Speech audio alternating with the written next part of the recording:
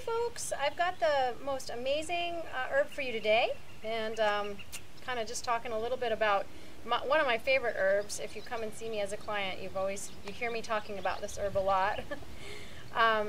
This is Althea officinalis. So you can see this herb.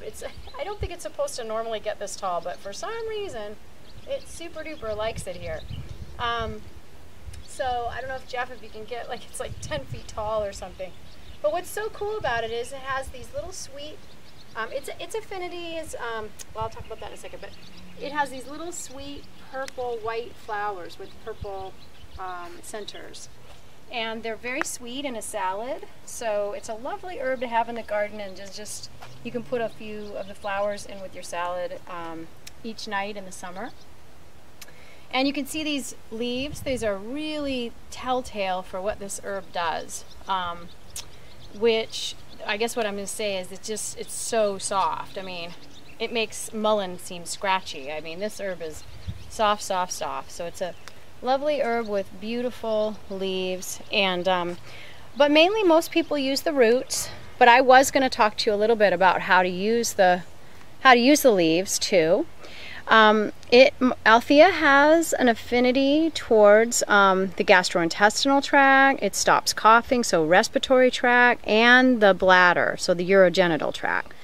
So this actually helps remove stones from the urinary tract. Gosh, and I think this is one of those examples of the tropism of this herb is for the mucosa, and I should say mucosa, but even embryologically, the mucosa of the lung, large intestine or intestines, and stomach, bladder, all of that mucosa embryologically is related to the outside of the body too, the skin.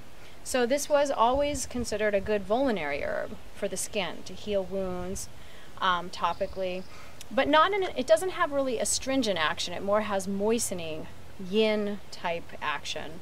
And of course, this is my #1 herb for gastric ulcers in dogs and in cats, and also diarrhea that's heat related.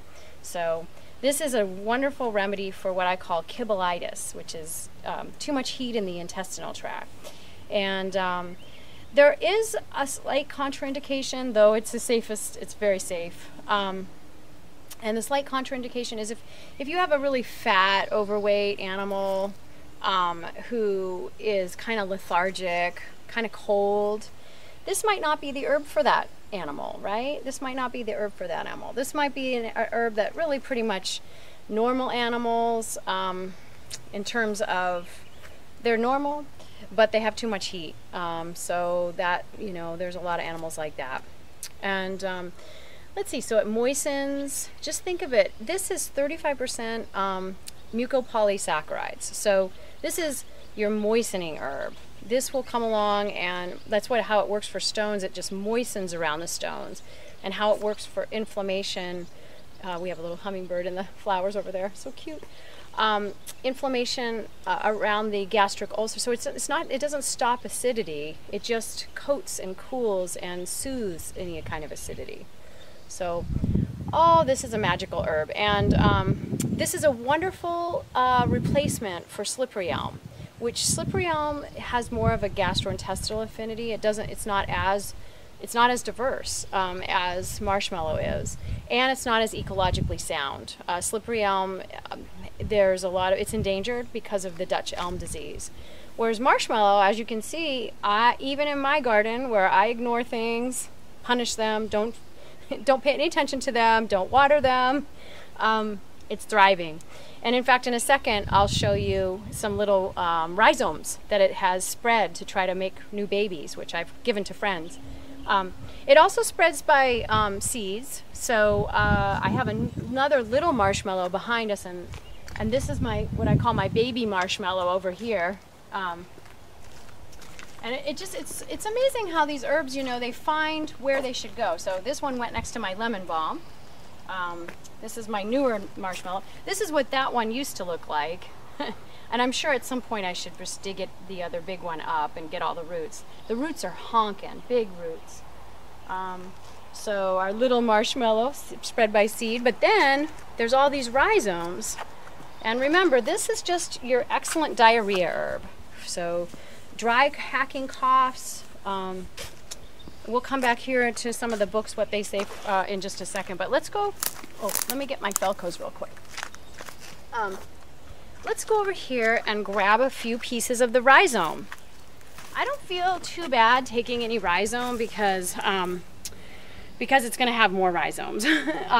But I wanted Jeff to get in here. We just saw a snake in here, so that's kind of cool, but honestly, didn't want him crawling over my leg. We have garter snakes here. So we have a motherwort right next to it, an echinacea right next to it, some yarrow, some strawberry. So it's a little bit crowded in here. It's every man for himself. But here's a rhizome right here. I don't know if you can get this, Jeff. You can see the bigger seed, or the bigger root. And of course, marshmallow is how we used to eat marshmallows. So if I was gonna, I kind of wanted to get this rhizome. I don't know if you guys can see this rhizome. So we could start a brand new plant with it. And I'm just gonna grab it here, and I'm gonna grab it here. So again, this won't hurt my big marshmallow at all.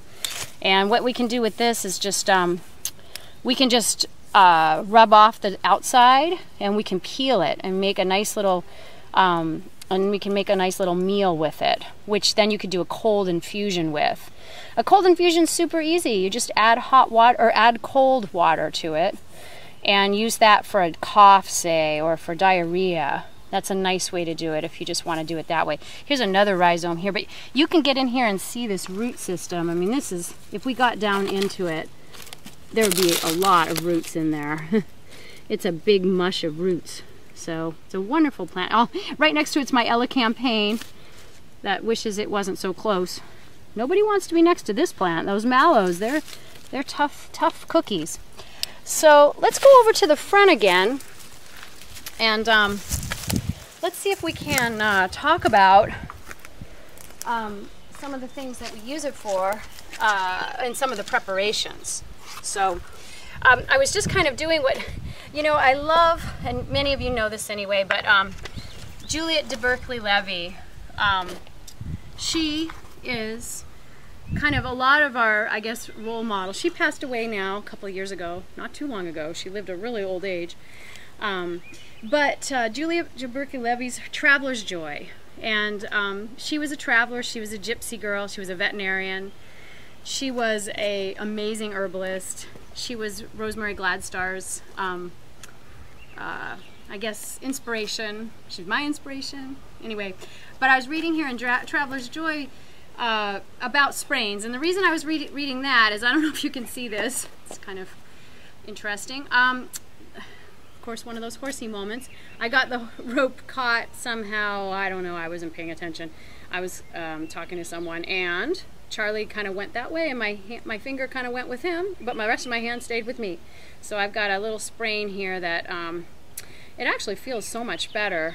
But I prepared a marshmallow leaf and ginger, fresh grated ginger, little bath for my hand here, and I've been soaking my hand in it. I think I'll do it right now as we're talking. So you can make your own marshmallow. You can make your own marshmallow, like I mentioned, just grating it, washing it off, maybe peeling it, grating it, keeping it in the cupboard, nice fresh white beautiful marshmallow. This, incidentally, this is how they made marshmallows in the past, before we had, you know, horse hoofs and cow gelatin and cornstarch or corn syrup. And so you could add honey to it. I found a few recipes online, but the recipes I found were like a cup honey and a tablespoon of marshmallow root powder. And I was like, wait a minute, I think there should be more than that. I think Rosemary has some in her book, some recipes for marshmallow root cough medicine. So you can add honey to it and just roll it up, and maybe roll it up and put it in the refrigerator, and now you've got a little cough lozenge. So anyway, and then of course I have, I'll read from this in a second, but I have our marshmallow root, which really shouldn't be in the sun, however. Our marshmallow root from the herbal cupboard, and then what it looks like. So this is what it looks like if it's powdered. And you can buy the powdered marshmallow root from Mountain Rose Herbs. This is how I use it mostly with the animals, because they tolerate it so well. You know, you just mix it in with a little bit of their food, and boom, now you've got the medicine going. And they don't mind the taste. It's sweet. But here's what Juliet says about sprains. She says marshmallow is a great herb for sprains and bruises. She says heat a large quantity of the herb, then let stand until cold, and apply the soft mass to the area. And arnica is also of some help. I already used my arnica gel or arnica salve that I made last year. Then she says in between herbal treatments, bandage and a vinegar-soaked cloths. I haven't done that yet. An alternative treatment. Let's see. She says to use a cold compress of it. Okay. And then she says to use, this is a separate treatment, but raw onion. She says it's an excellent treatment for sprains. Well, I was using fresh ground ginger in with my marshmallow because I kind of thought, wouldn't this be cool? The ginger is going to drive in the active ingredients of the marshmallow into my little sprained finger. So we'll see how it is. Of course, she also says to rest your sprained injury, and I'm not going to do that. Even though I should. So again, check out some of Juliet's herb books and try and grow a marshmallow. You know, you can order this plant from Horizon Herbs, Rico Check's company down in Williamsburg, is it? Williams, Oregon. And you can order all these herbs in their live form from him and that company. And I think that's where I got this, and look at it. It's crazy. It's like 10 feet tall.